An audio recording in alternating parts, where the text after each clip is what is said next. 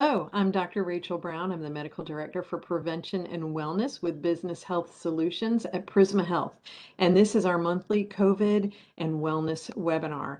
A lot to talk to you about, so I'm going to dive right in. And right off the bat, I'd like to share my screen with you so that I can show you how to reach out to us. We're getting more and more questions about what things need to change in the workplace to mitigate the COVID response during this surge, and we'd love to help you. So if you visit our Creating a Safer and Healthier Workplace page and scroll down, you will find a phone number. Please use it and schedule an email consultation, phone consultation, site visit, whatever you need to get the help you need to set up your mitigation strategies for COVID.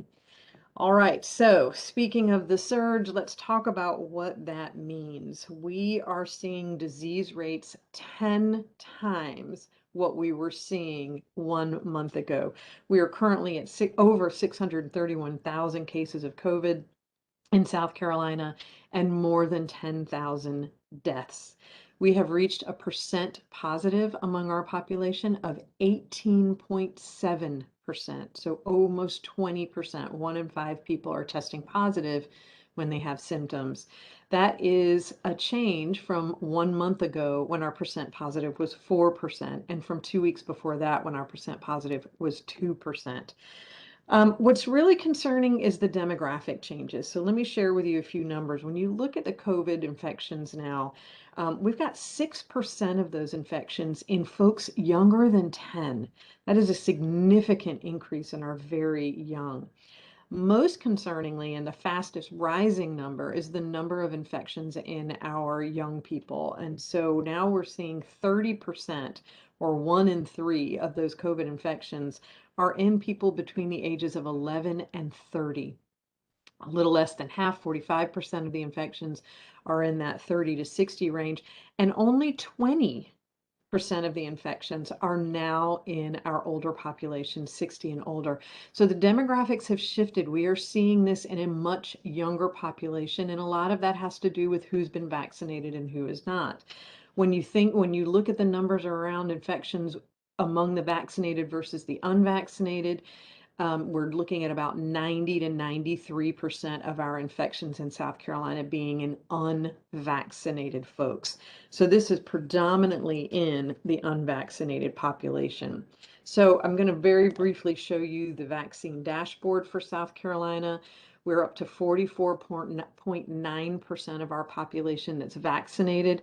That is up less than 1% from the last time we did one of these updates. So our vaccination rates are not going up nearly as fast as our COVID infection rates are going up. The national rate of vaccination is around 65%. That is also too low. Before the Delta variant, we were looking at needing around a 70-75% vaccination rate across the country to stop the spread of the COVID virus. Now with the Delta variant and its new, very more aggressive characteristics, we're needing to reach somewhere around 80 to 85% of our population. And here in South Carolina, we are far, far behind that. So I'm actually going to share with you a set of slides, presentation that I've been sharing with some of the businesses that have me come and speak to their employees. So you can see the numbers and share these numbers with your employees so that they have the information they need to understand why it's important to get the vaccine and to address some of their concerns. So as I mentioned, we are in the middle of a surge and we are seeing numbers like we have not seen in a year. Due to the Delta variant. The Delta variant is much, much more contagious or transmissible than the other variants. The wild type coronavirus, which was the original coronavirus, on average would spread if someone were infected to 2 to 3 other people. This new Delta variant is somewhere in the neighborhood of 5 to 9. About 7 people will get infected from one person who has the Delta variant. There's some emerging data that shows that the Delta variant may also be more severe in its disease course and cause more severe illness, hospitalizations, ICU admissions, and deaths. And we'll talk about that in just a moment. This is now a pandemic primarily of the unvaccinated. Vaccinated folks do have some breakthrough infections. I'm going to show you how those numbers are much, much lower than the unvaccinated rates of infection. And so what the virus has done has focused on the population that doesn't have protection. And across our country, we're already over 630,000 deaths from COVID. We have to stop this pandemic. And the way to stop the pandemic is to stop transmission for two reasons. One, we stop spread of disease. People stop dying, people stop getting sick, people stop missing work, stop missing out on vacations or weddings or family reunions or the big game or school. But we also need to stop transmission because every single time a virus has the opportunity to spread, it has the opportunity to mutate. This is normal. Every virus on the planet does this. It is always trying to mutate in ways that will make it more survivable, make it stronger, better, faster. Sometimes the mutations don't work and the strains die off. Other times the mutations do work, as in the case of the Delta variant, and the virus becomes much more transmissible and possibly much more severe. We need to stop transmission so we don't continue to cause mutation, because the last thing we need is to allow this virus to mutate enough that it actually then becomes strong enough that our vaccines are not effective. So we must stop the transmission and spread as quickly as we can. And I'm just going to tell the truth of it. We lost that race. We had a shot. We lost it this first time. And this is important to understand, not to lay blame, but so that we understand why we've lost this race against the Delta variant and what we can do going forward so that it doesn't get worse. We lost for two reasons. One is we did not get enough folks vaccinated. Again, we were shooting for that 70-75% mark. We did not get there across the entire country, and not even close in South Carolina. And we gave that Delta variant plenty of people to spread to who were not protected by a vaccine, and it was able to mutate and become stronger. The other reason that it didn't work is that our honor system didn't work. And so unvaccinated folks may not have masked as often as they needed to. And so again, that spread was allowed to occur. And now we have the Delta variant to contend with. All right, so folks are always asking me, why should I get vaccinated? I'm going to talk a little bit about that, but I'm really more interested in addressing the concerns that people have that they tell me why they don't want to get vaccinated. But the obvious one is because it stops you from getting sick. It stops the spread of the disease, and it stops you from getting the disease. And the other thing I want folks to think about is that we have a whole segment of our population that cannot get vaccinated. They don't have the choice. And that's our young people, our people under the age of 12. Now, the FDA, excuse me, now there have been announcements that Pfizer is going to submit an emergency use authorization application for children 5 years and up. And we are hoping to see that emergency use authorization granted sometime in September. But that still means weeks and weeks and a few months before those children will build immunity. So we need to be protecting our children by stopping that spread by getting vaccinated ourselves. The other thing is, if you're not worried about getting the disease or spreading the disease, you don't have to quarantine if you're vaccinated and you're exposed to someone with COVID. So before, if you were exposed, we'd ask you to quarantine. But now if you're vaccinated, the new recommendation is to please wear a mask for 14 days to be sure, in case you're carrying the virus, you don't spread it, but just to watch for symptoms. But your life doesn't have to stop. You don't have to miss work. You don't have to miss the big game. You don't have to miss the family reunion. And that's a big perk compared to the recommendations before. I get asked all the time about breakthrough infections. They are rare. They may not feel rare because we're watching social media and certain news outlets that like to sensationalize the cases that occur in vaccinated folks, but they are rare. Okay. In hospitals, it's about 10% of people who are vaccinated who have COVID. Across all comers who have COVID, it's less than 1%. Okay. So very, very few people get COVID who've been vaccinated. And if they do, their disease is extremely mild. They do not end up being in the hospital, and they do not die from that COVID. And of course, we need to get vaccinated so we can put an end to this pandemic.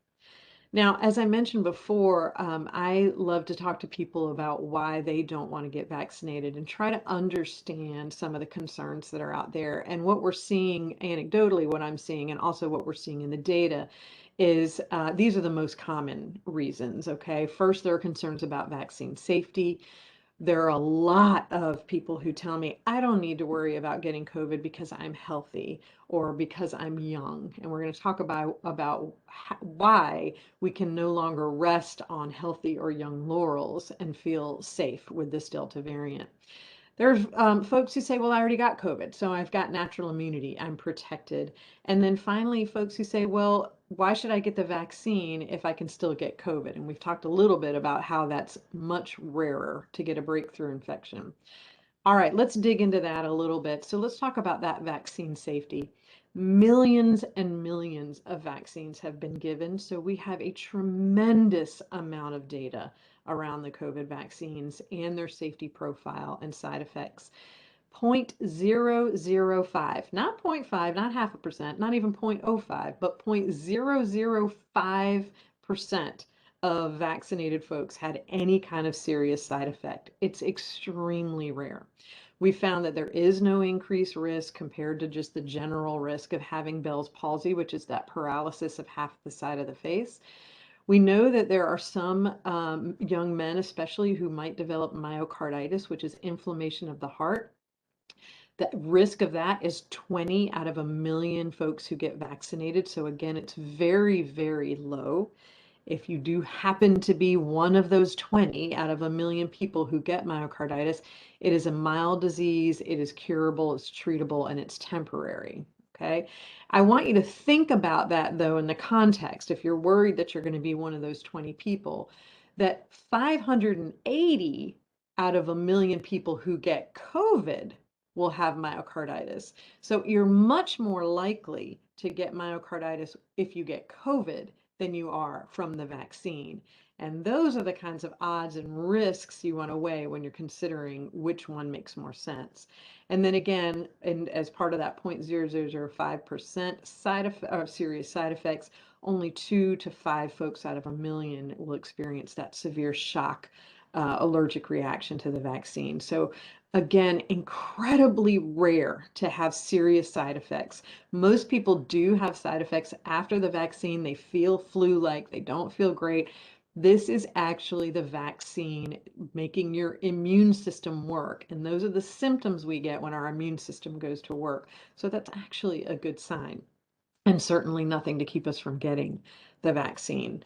So let's compare the risk of complications that might occur from the vaccine, which I've already showed you are very low, compared to risk of complications that happen when you get COVID. So as I pointed out, we've now got about a third of our folks across the nation who are less than 50 years old who have COVID. In our state, it's much more like half of folks are less than 50 years old, a little over half, who have COVID. So this is no longer a disease of the elderly. This is a disease of young people too. It's also a disease of healthy people. We are seeing more and more 20 to 30-year-olds who have no risk factors, no chronic disease, they don't smoke, they're not overweight or obese, and they are getting hospitalized and intubated in the ICU. That number is rising faster than any other demographic. When you think about the risk of what might happen with the vaccine, which is very rare, versus what happens if you get COVID, the serious outcomes from COVID are 5 to 10 times higher than they are without having COVID. And so you have many, many more people, now even healthy young people, experiencing respiratory failure, blood infections, having strokes and heart attacks.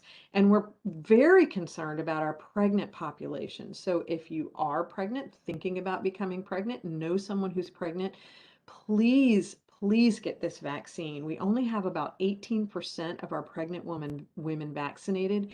We know that this vaccine is safe in pregnancy, and we know that if a pregnant woman gets COVID, they are 5 times more likely to die themselves and 10 times more likely to have a miscarriage.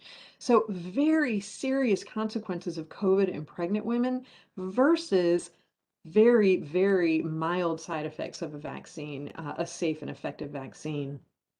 The other thing I want you to think about is there's more emerging data around something called long COVID or long haul COVID. And this is the folks who get the COVID infection and experience symptoms for 6 to 9 months later. And these symptoms are no joke. They're not just kind of feeling under the weather. These people really have profound debilitating fatigue. They have shortness of breath. They have what you might have heard of as COVID brain fog, where they're confused and they can't think clearly. Some folks have neurological issues. Some have psychiatric issues.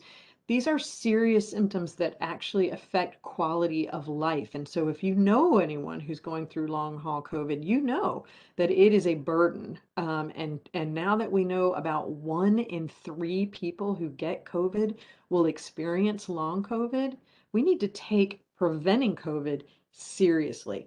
So I want you to weigh the risks of something bad happening with the vaccine, which is very low, with the risk of something bad happening with COVID, which is so, so much higher, and put that in the context of the fact that the unvaccinated are getting COVID at phenomenal rates now because that Delta variant is so transmissible. So there's no guarantee that you won't get it. There's no guarantee that if you're healthy, you're protected. There's no guarantee that if you're young, you're protected. I get this question too, but I've already had COVID, so why do I need to get the vaccine? Well, the thing is, that natural immunity that you develop from COVID is only to the strain you were infected by. So we have no idea which next strain you will get infected with. So if you were infected, say, with the wild type coronavirus, say 6 months ago, you could get reinfected with the Delta variant because your body has only built an immune response to that one strain. However, the vaccine, because of its general mechanism of stimulating the immune system, is effective against the variants. And we know that while, let's say, for instance, the Pfizer vaccine is 95% effective against the original strain of COVID, it's not as good as for Delta, but it's between 90 and 93%. It's still pretty remarkable, right? So the vaccine covers the different strains. The other thing I want you to think about if you're over the age of 65 is they've discovered that folks over the age of 65 who have had previous COVID infections didn't mount or may not have mounted an appropriate immune response to have long-term immunity, to have that natural immunity. So again, we recommend, especially because in the older age groups, we know that COVID can have serious consequences, please get vaccinated. And the other wonderful kind of sidebar benefit here is if you are someone who's already had COVID and you're suffering from long haul symptoms, there's some evidence that shows that folks who get the vaccine have resolution of those symptoms. So if you are a sufferer of long haul COVID, get the vaccine. It'll help with those symptoms. All right, I can't stress enough that no matter what you hear on social media, no matter what they're saying, sensationalizing in news articles, those sound bites don't tell the big picture. And the big picture is this Delta variant surge of COVID is a pandemic of the unvaccinated. Okay, so for every one infected person who's vaccinated, there's 10 times that many folks who are unvaccinated. They're just not protected, and this disease can spread much more easily among them. The last thing I want to show you is just a visual to represent some of the emerging data that we're seeing that this Delta variant may not only be much more contagious and transmissible, but much more dangerous. And so what you see here is if you were to take 100 unvaccinated folks who get COVID, these red blocks represent the number of people who end up in the hospital with severe infections. And the yellow blocks represent the number of people out of that group of infected unvaccinated folks who die.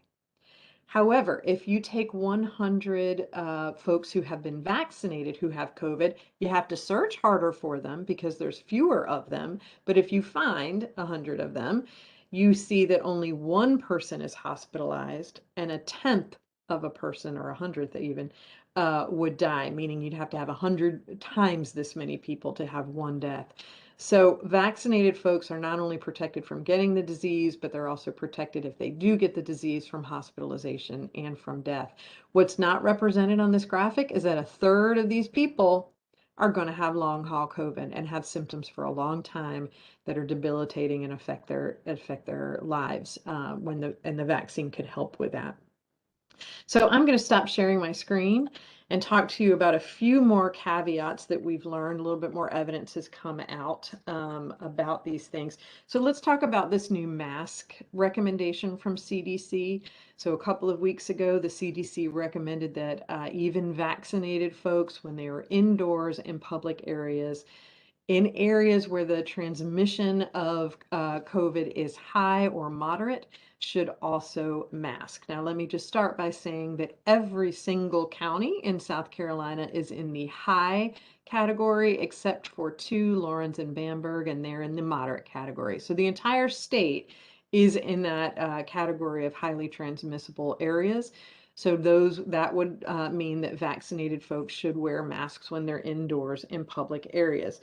But the why of that recommendation is what I want to review with you. So first thing I want to make perfectly clear is CDC is not recommending that vaccinated folks wear masks because the vaccines aren't effective.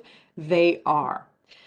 CDC is asking vaccinated folks to mask because this surge has gotten away from us. Again, we lost the battle. We lost the race, right? The Delta variant has taken over. The surge is out of control. And we need to begin layering in mitigation strategies to stop the spread at every level we possibly can, even if the impact is small, because we've got to try to stop the spread of this virus. So asking vaccinated folks to mask is just a small additional way to try to mitigate risk in the few cases when a vaccinated person might be able to spread the disease. It's sort of the let's throw the kitchen sink at it approach, because we've got to, because things have gotten out of control. But I do want to make it very, very clear that the vaccine is effective and we're not being asked to mask. Vaccinated folks are not being asked to mask because it is not effective. That is not true. One other thing that they've found about vaccinated people who do get a breakthrough infection is that they likely clear the virus a lot more quickly than folks who are unvaccinated. So that's another reason why the spread of this doesn't come from vaccinated folks. It really is propagated by the lack of resistance among the unvaccinated folks and the ability for that virus to spread. Let's talk about exposure rules. Still getting questions about this one. So right now, there is a small tweak to this recommendation. So for folks who are vaccinated and exposed to someone with known COVID, they do not have to quarantine any longer. This is another great reason to get the vaccine if the other ones aren't compelling enough. However, the CDC did add that if you have been directly exposed to COVID and you're vaccinated, it's probably best to wear a mask for 14 days until you know that incubation period is over. But you don't have to stop working. You don't have to stop going places. You just have to be vigilant and watch for symptoms. However, if you are unvaccinated and you are exposed to someone with known COVID, there are still 3 quarantine strategies that are recommended for those people in your workforce that may experience this. The best, of course, and the one that drops the risk of outbreak as low as possible, is to quarantine for 14 days. That's very difficult to do. Most people can't do that in their lives. There is a 10-day quarantine strategy, still very good at mitigating outbreak, but not obviously as good as the 14-day.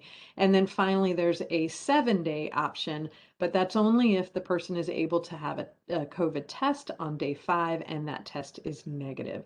That's what most people use, because 7 days, while still difficult to pull off in a lot of people's lives, is much better than 14 days. One concern that I want to head you up on about these recommendations, and that is there's some data coming out that this new Delta variant actually sticks around longer in unvaccinated folks than the original strain of COVID. It's looking like it sticks around more around that 18-day mark. We don't know what this will mean for changing quarantining or isolation rules, but if we do find that the viral load in unvaccinated infected folks remains high, meaning that they can continue to spread the disease for longer than that 14 days, we may be looking at a longer quarantine and isolation period. So stay tuned there. I will fill you in. Let's talk about testing, especially as we enter respiratory disease season. We didn't see a lot of it last year because we were wearing masks and we were social distancing.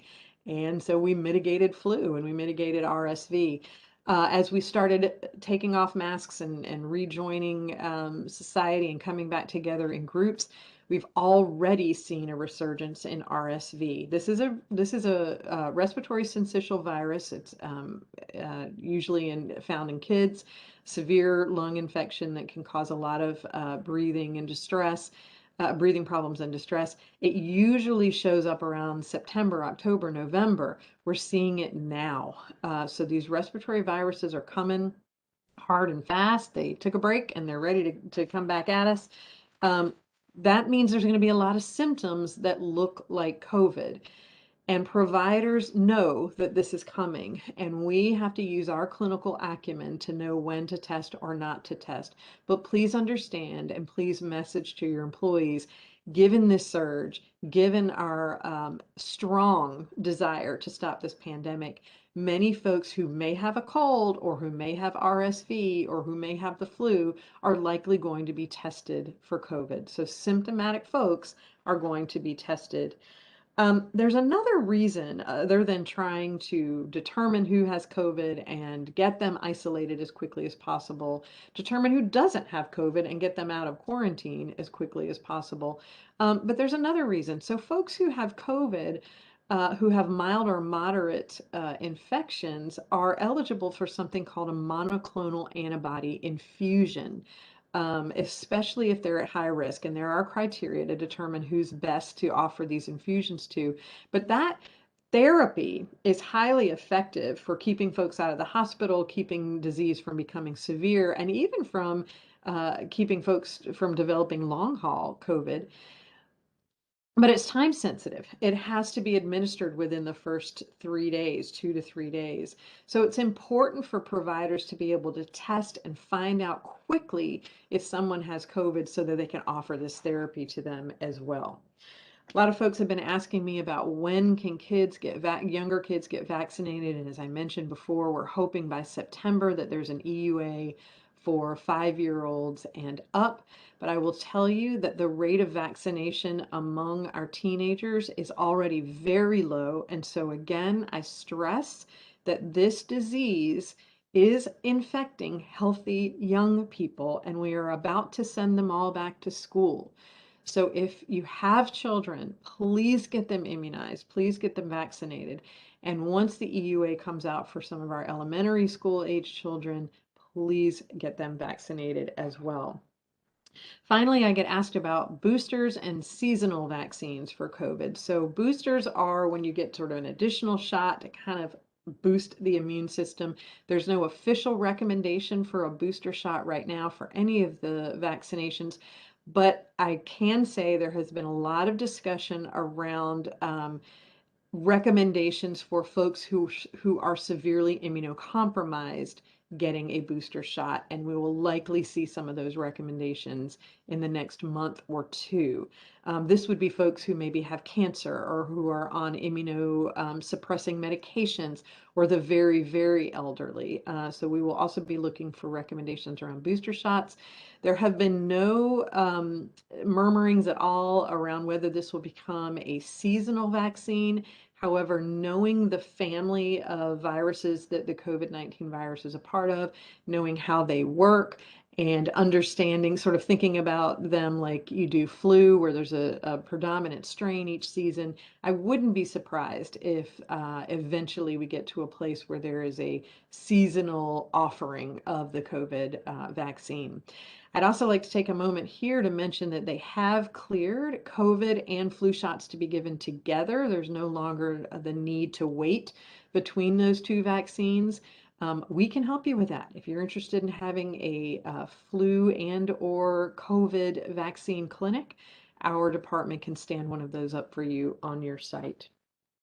Last thing I want to talk to you about is how you all can address vaccine hesitancy within your organizations. I speak with organizational leadership a lot around their frustration, knowing that if they had a higher rate of vaccination among their workforce, they would feel more comfortable about the health and safety of everyone there, that they would mitigate loss of productivity, and so many other things.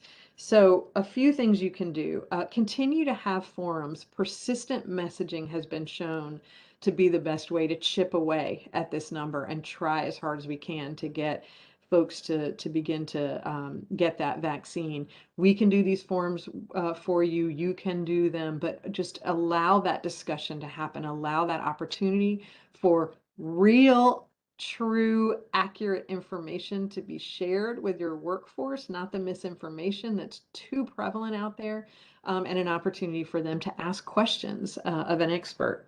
The other is consider finding champions in your organization. So folks who have gotten the vaccine, that are peers, that are influential peers in your organization, who maybe have personal stories to tell. We're finding that a lot of this vaccine hesitancy can be reversed through very intimate personal conversations, a connection, and not just, a physician like me kind of spouting facts off for them. We're also finding that PCPs, primary care physicians, and OB/GYN doctors are influential as well. People trust their doctors.